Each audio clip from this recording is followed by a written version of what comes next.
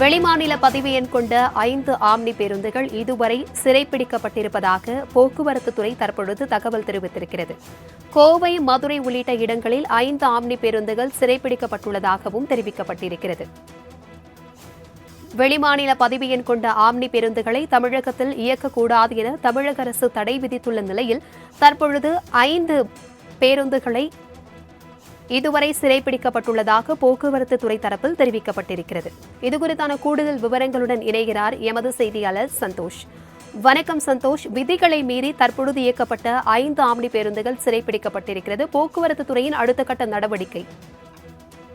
வணக்கம். இன்று முதல் வெளிமாநில பதிவு எண் கொண்ட ஆம்னி பேருந்துகளை தமிழகத்தில் இயக்கக்கூடாது என போக்குவரத்து துறை திட்டவட்டமாக தெரிவித்திருந்தனர். குறிப்பாக இந்த நிலையில் சோதனை மேற்கொண்டதன் அடிப்படையில் தற்போது வரையிலுமே 5 வெளிமாநில பதிவு எண் கொண்ட பேருந்துகள் சிறைப்பிடிக்கப்பட்டுள்ளதாக தகவல்கள் கிடைத்திருக்கின்றன. குறிப்பாக இதனையும் மீறி தமிழக பதிவு எண் மாற்றப்படாமல் இயக்கப்படும் வெளிமாநில ஆம்னி பேருந்துகளை போக்குவரத்து துறை அதிகாரிகள் சிறைப்பிடித்து வருகின்றனர். கோவை, மதுரை உள்ளிட்ட இடங்களில் இருந்து தற்போது வரையிலுமே ஒரு 5 ஆம்னி பேருந்துகள் சிறைப்பிடிக்கப்பட்டிருப்பதாக போக்குவரத்து துறை அதிகாரிகள் நமக்கு தகவல்கள் தெரிவித்திருக்கின்றனர். அது மட்டுமல்லாமல் வெளிமாநில பதிவு எண் பேருந்துகளுக்காக நேற்று இரவு வரை போக்குவரத்து துறை அதிகாரிகள் நடத்திய சோதனையின் அடிப்படையில் 70 தமிழக பதிவு பேருந்துகளுக்கும் அபராதம் விதிக்கப்பட்டுள்ளதாக தற்போது ஆம்னி பேருந்து உரிமையாளர்கள் தெரிவித்திருக்கின்றனர்.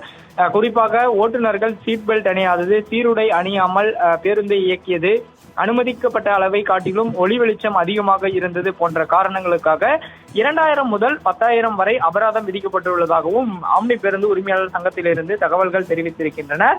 அது மட்டுமல்லாமல் தற்போது வரையிலுமே 5 வெளிமாநில பதிவு எண் கொண்ட ஆம்னி பேருந்துகளை போக்குவரத்து துறை அதிகாரிகள் சிறைப்பிடிக்கப்பட்டுள்ளதாக தகவல்கள் கிடைத்துள்ளதும் குறிப்பிடத்தக்கது. பிரபாவதி,